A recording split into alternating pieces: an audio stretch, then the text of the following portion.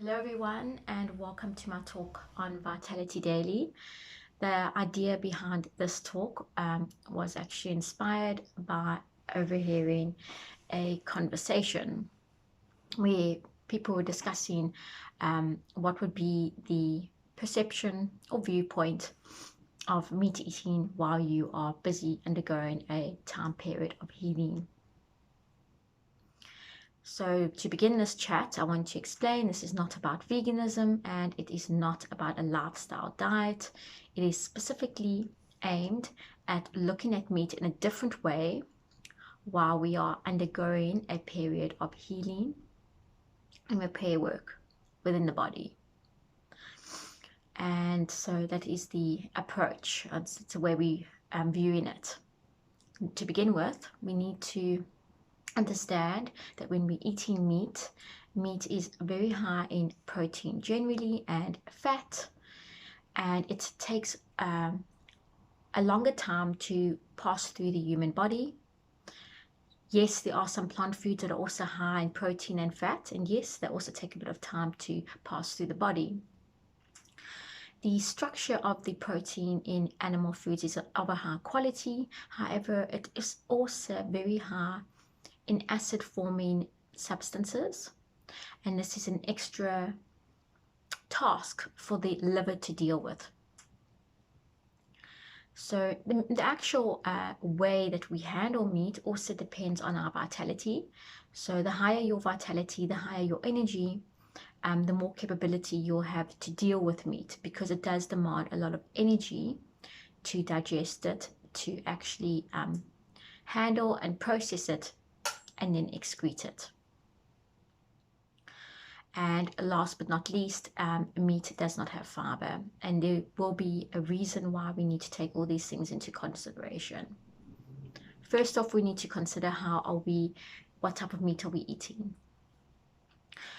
Meat that has been, how has it been farmed? How has it been reared? How has the animal been reared?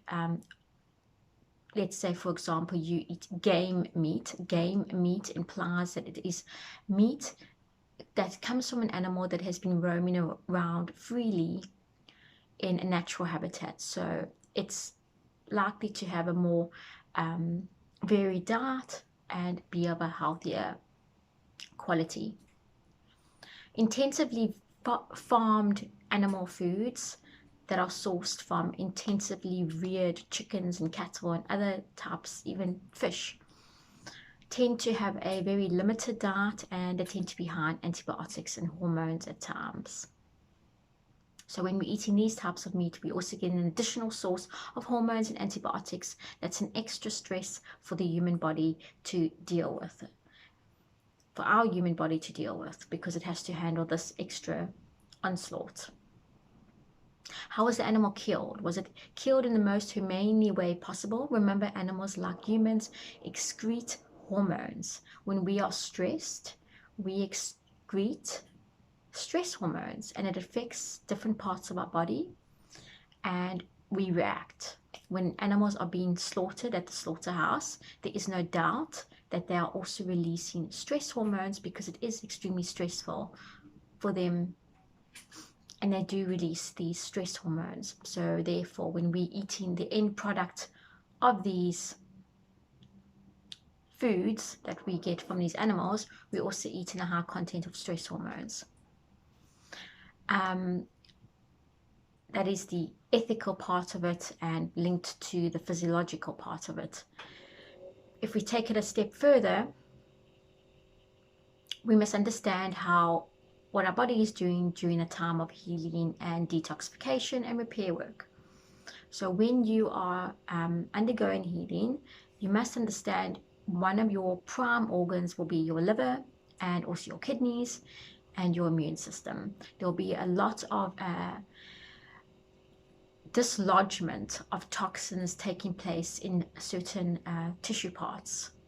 So your body literally is trying to handle stored toxins, and it's detoxifying them and it's excreting them. It's also, so what we want to do is minimize toxic and free radical intake as much as possible during this period of time.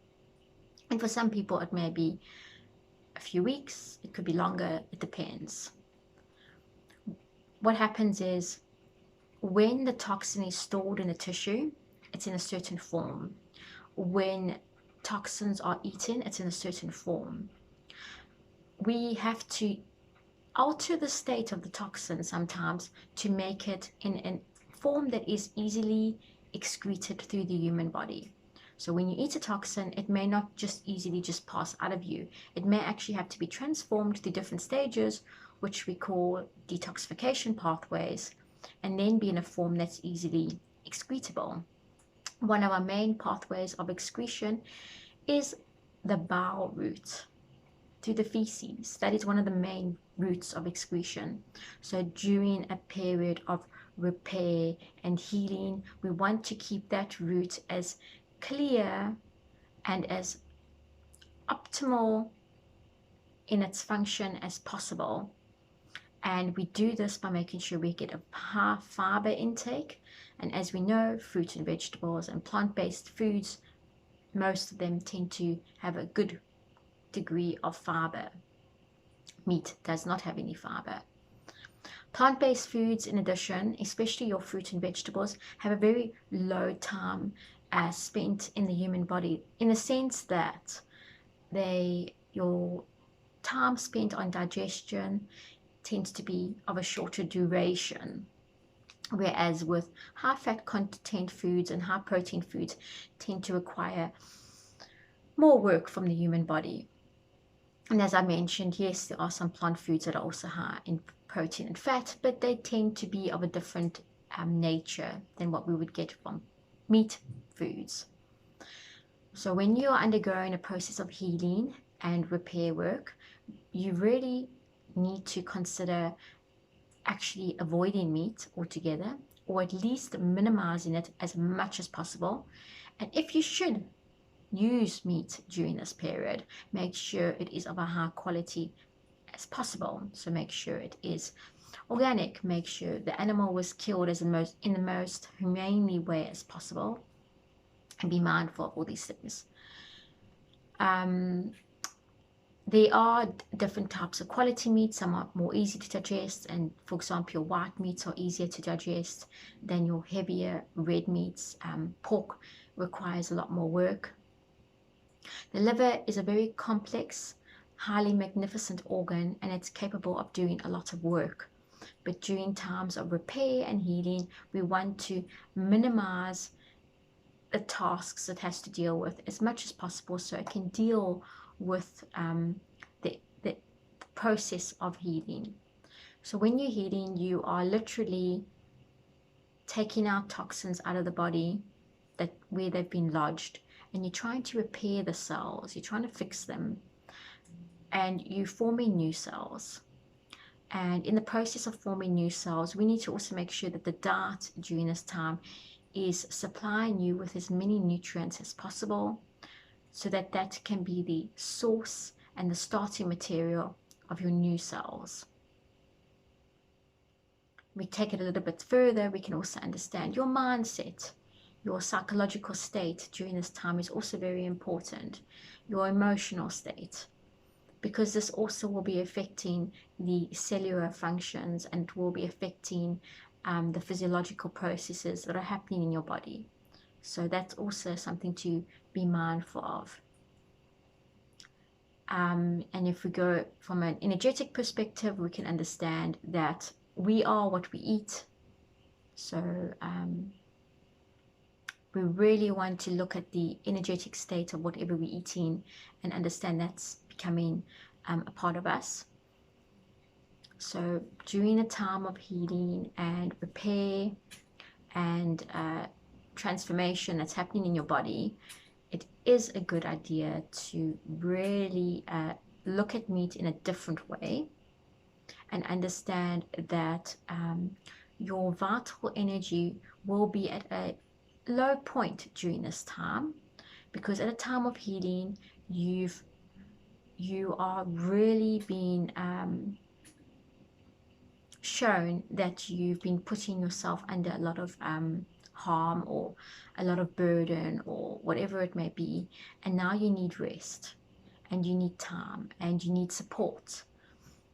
Healing is a time where we really need to give our body a break and give our emotions a break and just give everything a break and have a bit of quietness and peace to handle what we need to handle and to do what we need to do, and support it in the most gentle way and caring way that we can.